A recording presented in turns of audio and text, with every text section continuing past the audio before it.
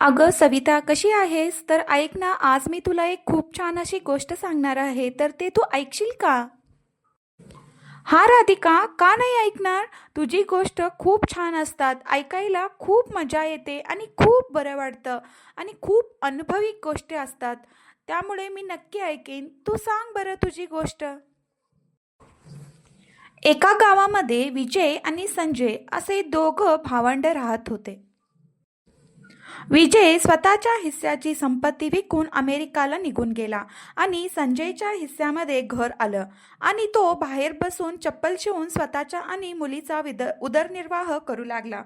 विजय करोडपती झाला आणि जेव्हा भारतात परत आला तेव्हा त्याची बायको बोलू लागली, संजयचं घर बाजारात आहे.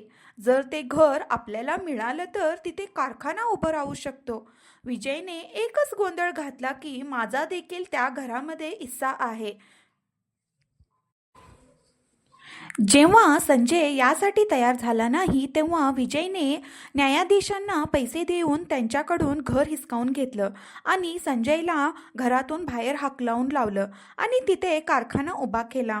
जेव्हा दुसऱ्या दिवशी कारखान्याची पाहणी करण्यासाठी तो गेला तेव्हा त्याच्या पायाखालची जमीन सरकली, कारण की तिथे काय होतं हे पुढे जाणून घेण्यासाठी तुला पूर्ण कथा ऐकावी लागेल. हो, मी नक्की ऐकेन. तू सांग. विचार कर विजय, अशी संधी पुन्हा पुन्हा हातात येत नाही. विजयच्या मित्राने त्याला विचारात पाहिलं तेव्हा कोल्ड्रिंकचा एक घोट घेत त्याला बोलू लागला. त्यावर विजय बोलू लागला, अरे यार, तुझं बोलणं तर अगदीच बरोबर आहे. मला अगदी व्यवस्थित ड्रायव्हिंग करता येते आणि इथे भाड्याची टॅक्सी चालवून हाती काहीच येत नाही. जर अमेरिकाला संधी मिळाली तर सगळे प्रॉब्लेम सॉल्व्ह होतील. अरे पण त्यासाठी एवढे पैसे कुठून येणार? विजयचा मित्र कोल्ड्रिंक प्यायल्यानंतर त्याला बोलू लागला, अरे तुझ्या बापाचं दुकान कधी उपयोगाला येईल? ते दुकान विक. विजय बोलू लागला, अरे विकून तर टाकेन, परंतु लहान भाऊ त्या दुकानातून त्याचा हिस्सा मागेल. विजयचा मित्र बोलू लागला, हे बघ, माझं बोलणं ऐक. त्या दुकानची किंमत खूप चांगली आहे, कारण की ते दुकान मेन मार्केटमध्ये आहे आणि घराची किंमत खूपच कमी आहे. असं कर, घर आहे ते संजयच्या नावावर कर आणि दुकान तू स्वतःच्या नावावर कर. तसाही तुझा भाऊ खूप साधा आहे, तुझं बोलणं नक्कीच ऐकेल, परंतु हे बघ, ही संधी तुला पुन्हा पुन्हा मिळणार नाही. विजय विचारात पडला होता. जेव्हा घरी गेला तेव्हा बायकोच्या तक्रारी सुरू झाल्या. बोलू लागली, तू रोज टॅक्सी चालवतोस आणि माझ्या हातामध्ये फक्त 200 रुपये ठेवतोस. माहीत आहे आता महागाई किती वाढली आहे. 200 रुपयात मी घर कसं चालवणार? विजयने जेव्हा 200 रुपये त्याच्या बायकोच्या हातात खर्चासाठी ठेवले तेव्हा ती पुन्हा एकदा विजयसोबत भांडू लागली. त्यावर विजय बोलू लागला, मी काय करू शकतो? सकाळी 10 वाजता टॅक्सी चालवायला सुरुवात करतो आणि रात्री 12 वाजता परत येतो आणि मग त्यातून 500 रुपये मला मालकाला द्यावे लागतात. त्याशिवाय पेट्रोलचा खर्च, गाडीचा खर्च देखील मलाच करावा लागतो. बस हे फक्त 200-300 रुपये रोज कमावू शकतो. पैसे तर झाडावर लागले नाहीत ना की ते जोडून आणून तुझ्या हातात ठेवेन. तू रोज रोज माझ्यासोबत एकच वाद घालू नकोस. त्यावर ती बोलू लागली, तुझ्यापेक्षा चांगला तर तुझा भाऊ संजय आहे, जो चांभारचा काम करतो, परंतु तरी देखील दिवसभरात भरपूर पैसे कमावतो. त्यावर तो बोलू लागला, तो बाबांच्या ज्या दुकानात बसतो ते दुकान मेन मार्केटमध्ये आहे. माहीत आहे आजच्या बाजारभावाप्रमाणे त्याची किंमत किती आहे? विजय नुकताच तिथल्या एजंटकडून त्या दुकानाची किंमत विचारून आला होता. त्यामुळे मनामध्ये डोक्यामध्ये फक्त तेच चालू होतं. त्याची बायको विचारू लागली, किती किंमत आहे? तो म्हटला, 75 लाख आहे. हे ऐकून विजयच्या बायकोचे डोळे तर विस्फारले होते. बोलू लागली, 75 लाख, इतके जास्त पैसे? मग ते दुकान अजून का ठेवलं आहे? अरे विका त्याला. मग तुम्ही दोघे भाऊ काहीतरी व्यवसाय सुरू करा. बोलू लागला, संजयला सोड ग, थांब मी तुला सांगतो की मला ते दुकान विकून काय करायचं आहे. विजयने सर्व काही प्लॅन स्वतःच्या बायकोला सांगितला. ती बोलू लागली, भले तुझा भाऊ पूर्ण दुकान तुला का बरं देईल? त्यावर विजय बोलू लागला, तो ते दुकान यासाठी देईल कारण की त्या बदल्यात मी त्याला हे छोटं घर देईन आणि याची किंमत 15 ते 20 लाख रुपये आहे. मी त्याला मूर्ख बनवून हे घर त्याच्या नावावर करेन आणि दुकान माझ्या नावावर करेन. बस जसं दुकान माझ्या नावावर होईल, मी ते दुकान विकून अमेरिकाला निघून जाईन. तिथे जाऊन गाडी चालवेन आणि तुला डॉलरमध्ये पैसे पाठवेन. त्यावर ती बोलू लागली, जर घर त्याच्या नावावर केलंस तर तो आपल्याला घराच्या बाहेर हाकलवून लावेल. त्यावर विजय बोलू लागला की तू तुझ्या माहेरी जा. जेव्हा मी तुला पैसे पाठवेन तेव्हा भाड्याचं घर घे.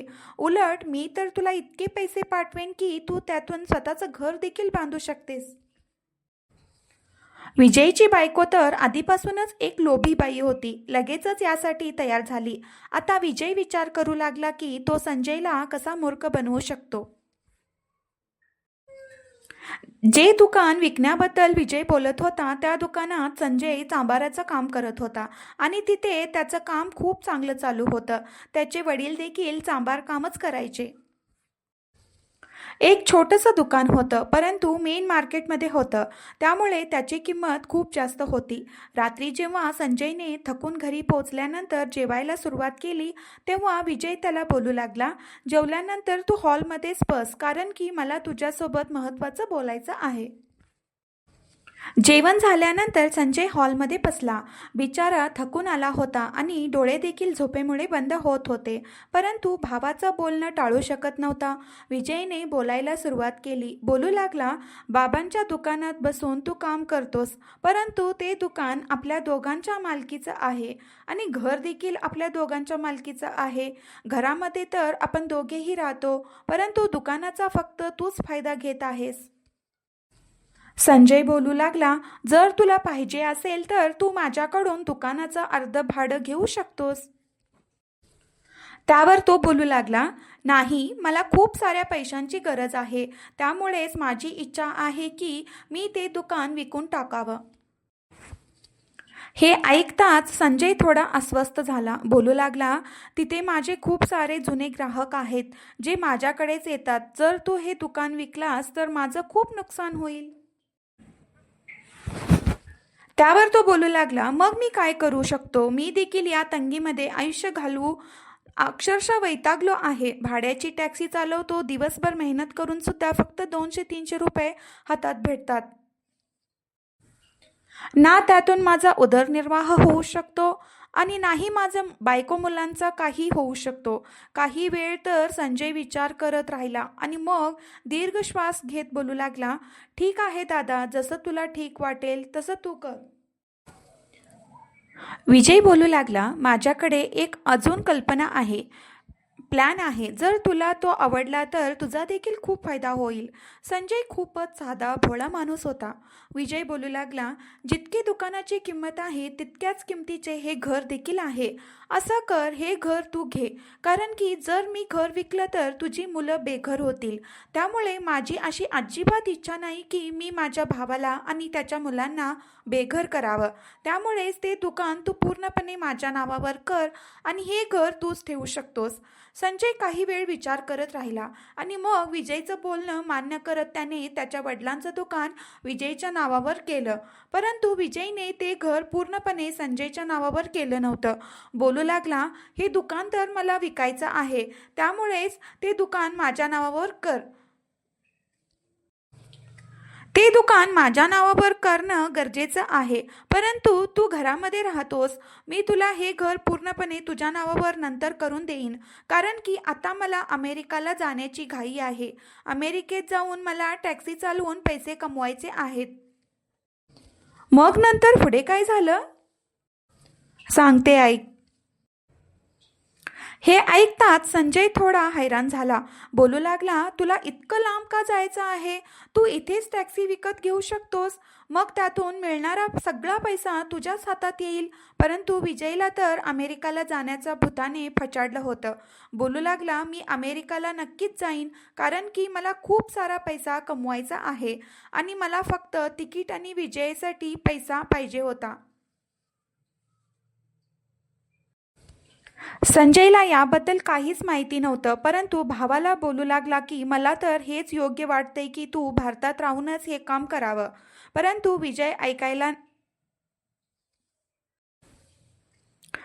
विजय ऐकला नाही आणि स्वतःच्या बायकोला तिच्या माहेरी पाठवून स्वतः दुसऱ्या देशात निघून गेला. तिथे जाऊन त्याला सुरुवातीला नोकरीच मिळाली नव्हती. खूपच टेन्शनमध्ये होता.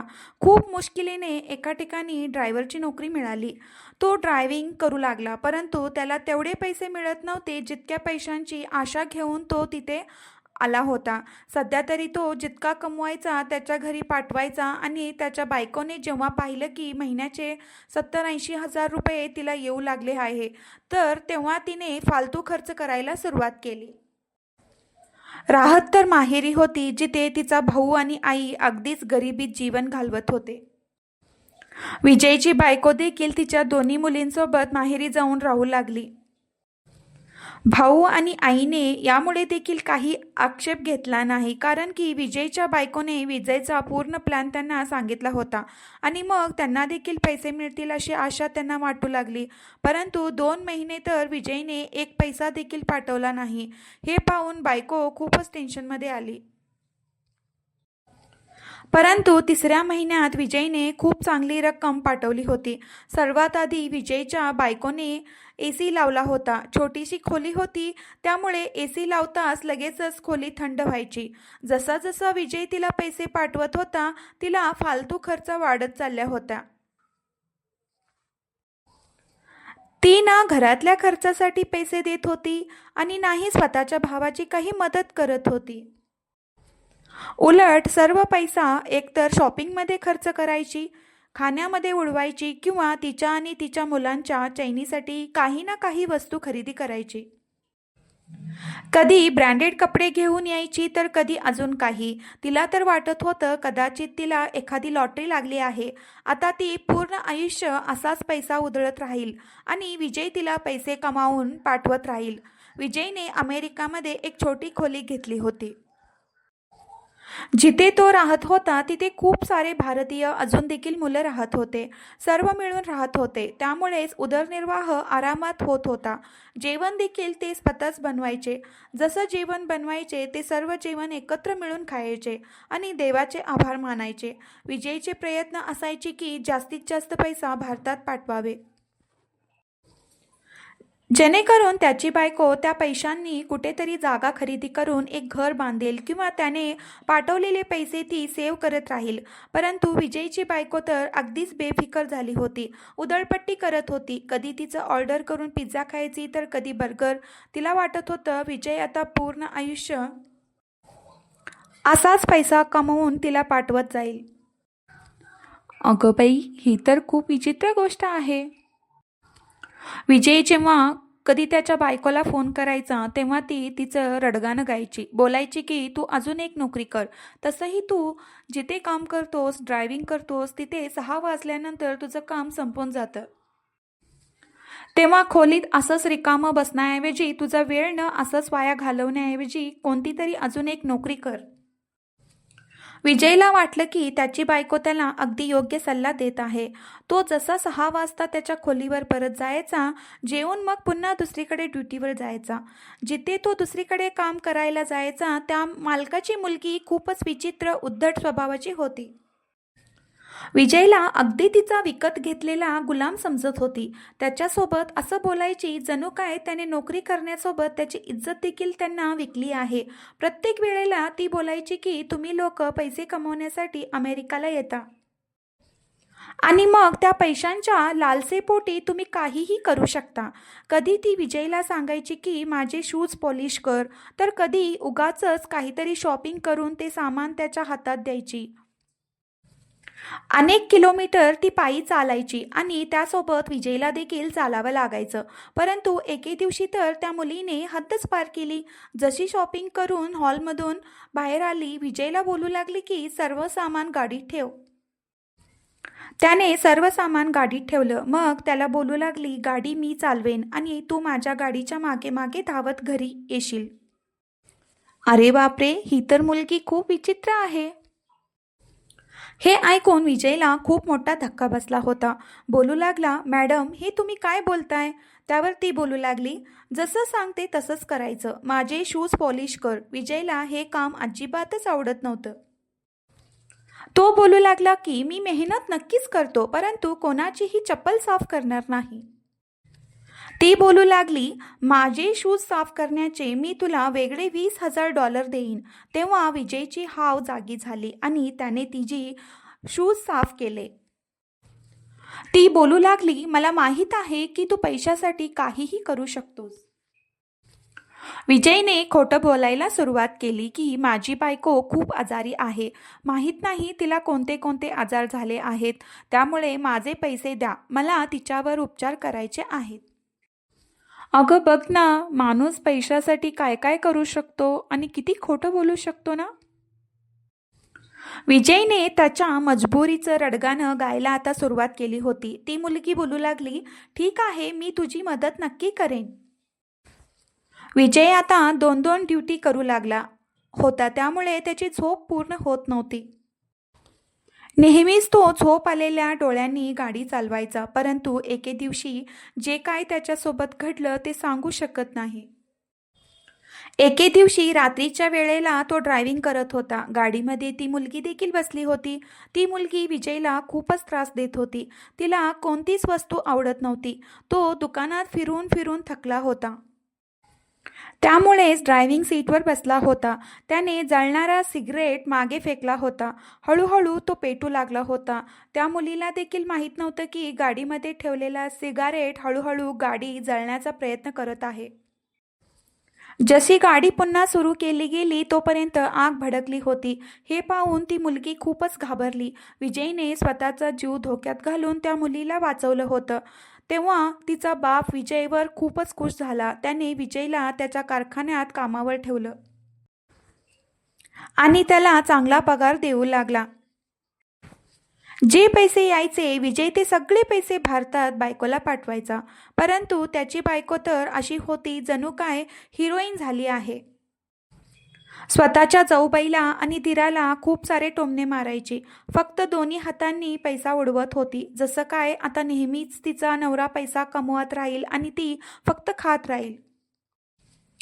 5 वर्ष उलटून गेली होती. बायकोने काहीही जमा केलं नव्हतं. खरं तर तिला आयाशी करण्याची, उधळपट्टी करण्याची सवय लागली होती. दुसरीकडे संजयने त्याच्या घराबाहेर त्याचं चप्पलचं दुकान उघडलं होतं. सुरुवातीला तर त्याला खूपच तंगीचा सामना करावा लागला. कारण की त्याचे सगळे ग्राहक तुटले होते. कोणीही त्याच्याजवळ येत नव्हता. तो खूपच टेन्शनमध्ये आला होता. बायको, मुलांना देखील खूप त्रास सहन करावा लागला. परंतु त्या वाईट काळातही त्याच्या बायकोने त्याची साथ दिली होती. मुलांना पोट भरून भाकरी आणि चटणी खायला दिल्यानंतर ती संजय जवळ येऊन बसली. वास्तविक संजय त्यावेळेला स्वतःचं डोकं धरून बसला होता. वर्षानुवर्ष त्याने कमावलेल्या मेहनतीवर विजय पाणी फिरवून गेला होता. त्यानंतर काही दिवसानंतर लोकांनी त्याला सांगितलं होतं की दुकानाची किंमत खूप जास्त होती आणि विजयने त्याला जे घर दिलं होतं ते घर त्यावेळेला खूपच कमी किमतीचं होतं. परंतु संजयने त्याच्या तोंडातून एक तक्रारही काढली नव्हती. त्याची बायको देवपूजा करणारी होती. देवाला खूप मानायची. संजयला धीर देऊ लागली की तू काळजी करू नकोस. देव त्याच्याच आवडत्या व्यक्तीची परीक्षा घेत असतो आणि मग एकदा का आपण त्या परीक्षेत पास झालो की मग आपल्या ओझळीमध्ये सुख आणि आनंद नक्की येईल. आपले दिवस देखील बदलतील. तो बोलायचा की वर्षानुवर्ष कमवलेल्या मेहनतीवर माझ्या भावाने पाणी फिरवलं आहे. मी तर पुन्हा एकदा शून्यावर येऊन उभा राहिलो आहे. पुन्हा मेहनत करेन आणि तेव्हा कुठे एखाद्या टप्प्यावर जाऊन पोहोचेन. त्याची बायको बोलू लागली, तू एकटा नाहीस आणि नाही कधी स्वतःला एकटं समजूस. मी प्रत्येक पावलावर तुझी साथ देईन. संजयचा हात पकडून त्याच्या बायकोने त्याला धीर दिला होता. त्याच्या चेहऱ्यावर किंचितचं हसू होतं. सुरुवातीला तर संजय दुसऱ्यांची चप्पल शिवून देत होता, परंतु एके दिवशी त्याच्या बायकोने त्याला त्याच्या हातातील अंगठी काढून संजयच्या हातात ठेवली. जी अंगठी त्याच्या बायकोला जीवापेक्षा प्यारी होती, ती अंगठी पाहून संजय बायकोकडे हैराणीने पाहू लागला. बोलू लागला, ही तर ती अंगठी आहे जी अंगठी मी तुला आपल्या पहिल्या रात्रीची भेट म्हणून दिली होती आणि सांगितलं होतं की परिस्थिती कशीही असो, तू ही अंगठी हातातून कधीही काढणार नाहीस. त्यावर ती बोलू लागली, संजय, ही वेळ भावनिक होण्याची नाही. तुम्ही ही अंगठी विका आणि मग मिळालेल्या पैशातून नवीन जोडे बनवून दुकानदारांना दाखवा. होऊ शकतं की तुम्हाला नवीन जोड्यांची ऑर्डर मिळायला सुरुवात होईल. मग तुम्ही ही अंगठी पुन्हा बनवून घ्या. संजयला खूप वाईट वाटलं होतं. त्याने विचार देखील केला नव्हता की त्याच्यावर अशी देखील कधी परिस्थिती येईल की बायकोला दिलेली सोन्याची अंगठी त्याला विकावी लागेल. सध्या तरी संजयने ती अंगठी विकून काही जोडे स्वतः बनवले होते. जेव्हा ते जोडे त्याने मार्केटमध्ये दाखवले तेव्हा दुकानदाराने ताबडतोब ते जोडे विकत घेतले, कारण की ते जोडे खूपच मजबूत आणि सुंदर होते. ते जोडे दुकानदारांचे लगेचच विकले गेले. तो दुकानदार खूप खुश होता, कारण की ते जोडे त्याने जास्त किमतीत विकले होते. त्यानंतर जेव्हा पुन्हा संजय त्याच्याजवळ जोडे घेऊन गेला तेव्हा तो बोलू लागला की मी तुला 100 जोड्यांची ऑर्डर देतोय, तू मला ते सर्व बनवून दे. संजय बोलू लागला की माझ्याजवळ इतके पैसे नाहीत. त्या दुकानदाराने संजयला ॲडव्हान्स पैसे दिले आणि मग संजयने खूप मेहनतीने त्याला 100 जोडे बनवून दिले. दुकानदाराने जसे ते जोडे दुकानात ठेवले, महिलांना ते जोडे खूप आवडले. 3 दिवसातच त्याचे ते सगळे जोडे विकले गेले, कारण की संजय खूप मेहनतीने आणि प्रामाणिकपणे त्याचं काम करत होता. मग तर तो दुकानदार संजयकडून महिनाभराचे खूप सारे जोडे बनवून घेऊ लागला. हळूहळू त्यांचे दिवस बदलू लागले होते. आता तर त्याची बायको देखील जेव्हा कामातून मोकळी व्हायची तेव्हा स्वतःच्या नवऱ्यासोबत मिळून जोडे बनवण्यामध्ये त्याची मदत करू लागली. संजयने देखील दिवस रात्र काहीच पाहिलं नाही. दिवस रात्र उशिरापर्यंत तो काम करत राहिला आणि त्याची बायको त्याच्यासोबत बसून त्याची मदत करत राहायची. दोन्ही नवरा बायकोने मिळून शेवटपर्यंत मेहनत केली होती. त्यानंतर हा दिवस बघायला मिळाला होता. त्यांनी त्यांच्या घराची डागडुजी केली होती आणि वरच्या भागामध्ये 2 खोल्या बनवल्या, जिथे त्याने 2 मुलं कामाला ठेवली होती. त्यांच्याकडून ते जोडे बनवून घेऊ लागले. पाहता पाहता संजयचं काम खूप वाढू लागलं. आता तर बाजारातील खूप सारे दुकानदार त्यांच्याकडूनच जोडे बनवून घेऊ लागले. वर्षानुवर्षे केलेली मेहनत आता फळाला आली होती. दुसरीकडे संजयचा तो परिसर आता महाग होऊ लागला होता. आसपासचे गरीब लोक त्यांची छोटी छोटी घरं विकून निघून गेले होते आणि त्या जागेवर मोठे मोठे आणि आलिशान बंगले तयार झाले होते. हेच कारण होतं ज्यामुळे तो परिसर खूपच महाग झाला होता. विजय जेव्हा 5 वर्ष मेहनत केल्यानंतर भारतात परत आला तेव्हा बायकोचं तेच रडगाणं होतं की तू मला पाठवलं तरी काय, जे मी सांभाळून ठेवणार होते. विजय बोलू लागला की मी तिथे दिवस रात्र इतकी मेहनत केली, इतके कष्ट केले की मी तुला महिन्याला 1 लाख पाठवत राहिलो आणि तू बोलतेस की मी तुला काय पाठवलं. ती बोलू लागली की तू बघतोयस ना, महागाई गगनाला भिडली आहे. तू तर असं बोलतोयस जसं काय तू लाखो नाही तर करोडो रुपये पाठवत होतास. लाखो रुपयांचं कुठे काय समजतंय की ते कुठे गेलेत, कसे गेले. त्यावर विजय बोलू लागला की तू सगळेच्या सगळे पैसे खर्च केलेस. मला वाटलं की तू माझे पैसे सांभाळून ठेवशील. जेव्हा मी इथे येईन तेव्हा स्वतःचं घर विकत घेईन, परंतु तू तर सर्व काही बर्बाद करून ठेवलेस. आता मी तुझ्या माहेरी राहू शकत नाही आणि माझ्याकडे काहीच सेव्हिंग देखील नाही. जे काही कमवायचो ते सगळे तुला पाठवायचो. आता तू सांग की आता मी काय करू. अगदी रिकाम्या हाताने राहिलो आहे. विजयची बायको बोलू लागली, कसं काय रिकाम्या हाताने राहिलायस. संजयचं घर त्याच्या एकट्याचं थोडीचं आहे, आपला देखील त्यावर पूर्णपणे अधिकार आहे. हे ऐकून विजय त्याच्या बायकोचा चेहरा पाहू लागला. आणि बोलू लागला, दुकान मी घेतलं होतं आणि घर आपण संजयला दिलं होतं. आता मी त्याच्याकडून घर कसं मागू शकतो? विजयची बायको बोलू लागली, तू कुठे ते घर अजून त्याच्या नावावर केलं आहेस? अजूनही ते घर तुम्हा दोघांच्या नावावर आहे. तुझ्या भावाकडून तुझा तुझा हिस्सा घे आणि तसंही त्या 5 वर्षांमध्ये त्या परिसराचा नक्षाच बदलला आहे. सर्व लहान आणि छोटी घरं विकून आता तिथे मोठं बंगले झाले आहेत. संजयने देखील त्याचं घर 2 मजल्याचं बांधलं आहे. लाखो कमवतोय, त्याला काहीच फरक पडणार नाही. तू त्याच्याकडून ते घर माग. विजयने असंच केलं होतं. तो संजयला भेटायला गेला तेव्हा संजयने विजयला मिठी मारली होती. संजयच्या घराला पाहून तर विजयचे डोळे आश्चर्याने विस्फारले होते. तिथे प्रत्येक सुखसुविधा हजर होती. बोलू लागला, तुझा तर थाटच बदलला आहे. तू माझ्या पैशांवर ऐश करतोयस? हे ऐकून संजय हैराणीने स्वतःच्या भावाकडे पाहू लागला. बोलू लागला, मी काय केलं आहे? त्यावर विजय बोलू लागला की या घरामध्ये माझा देखील हिस्सा आहे. मी 5 वर्ष बाहेर धक्के खाऊन देखील रिकाम्या हाताने परत आलो आहे. माझे हात रिकामेच राहिले आहेत. मला माझ्या घरामध्ये माझा हिस्सा पाहिजे. हे ऐकून संजय बोलू लागला, दुकान तू घेतलं होतंस आणि हे घर मला दिलं होतंस. तू बोलायचास की तू जेव्हा बोलशील तेव्हा हे घर तुझ्या नावावर करेन.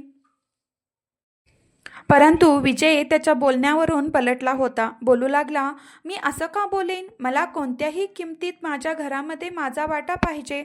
जर तू शांतपणे हे घर विकून मला माझे पैसे दिले नाहीस तर मी कोर्टात जाईन. नाईलाजाने संजयला ते घर विकावं लागलं. परंतु आता त्याला काळजी नव्हती, कारण की तो आता चप्पल शिवण्याचं काम करत नव्हता, तर स्वतः चप्पल बनवून मार्केटमध्ये विकत होता. विजयने त्याचं ते घर विकून मिळालेल्या पैशातून कारखाना उभा केला.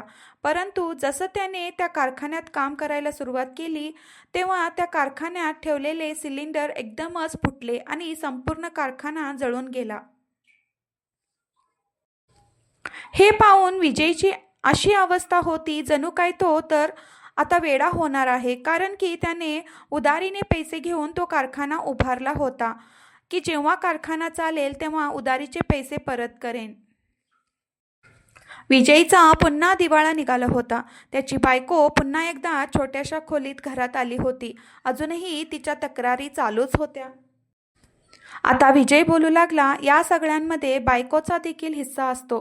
संजयच्या बायकोने प्रत्येक परिस्थितीत त्याची साथ दिली. प्रत्येक परिस्थितीत देवाचे आभार मानले आणि बघ, देवाने तिला असा आशीर्वाद दिला की त्याने पुन्हा एकदा स्वतःचं घर बांधलं आहे. परंतु तुला पैसे सांभाळता आले नाही आणि नाही देवाची तू कधी आभार मानलेस. तू नेहमीच अशीच रडत राहिलीस आणि नेहमीच रडत राहशील. त्याची बायको बोलू लागली की मला आता ही गरिबी सहन होत नाही. मला तर ऐशाची करण्याची, उधळपट्टी करण्याची सवय लागली आहे. असं कर, तू पुन्हा अमेरिकाला जा. तो बोलू लागला की माझ्याकडे आता काहीही असं शिल्लक नाही ज्याला विकून मी अमेरिकाला जाईन. आता मी इथेच राहीन आणि आता तू देखील ही गरिबी सहन कर आणि जर अजूनही तुला माझ्याकडून तक्रार असेल तर मी तुला घटस्फोट देतो. विजयची बायको रडू लागली. आज देखील जुन्या फाटलेल्या कपड्यांमध्ये ती तिचं आयुष्य घालवत होती आणि अजूनही तोंडामध्ये त्याच तक्रारी होत्या. देवाचे आभार व्यक्त करणारे, नेहमी मेहनत आणि प्रामाणिकपणे काम करणाऱ्या लोकांना देव नेहमीच भरभरून सुख देतो, जसं सुख संजयला दिलं होतं. अगं, ही तर खूप छान गोष्ट आहे. खूप अनुभव घेण्यासारखी आहे. कधी पण आपण मेहनतीने कमवायला पाहिजे. मेहनतीने कमवलेले पैशाला खूप किंमत असते. तर मित्रांनो, तुम्हाला ही कथा आवडली असेल तर व्हिडिओला लाईक करा, शेअर करा आणि असेच नवीन नवीन स्टोरीज ऐकण्यासाठी चॅनेलला सबस्क्राईब करायला विसरू नका. बाय बाय फ्रेंड्स, पुढच्या व्हिडिओमध्ये भेटूया.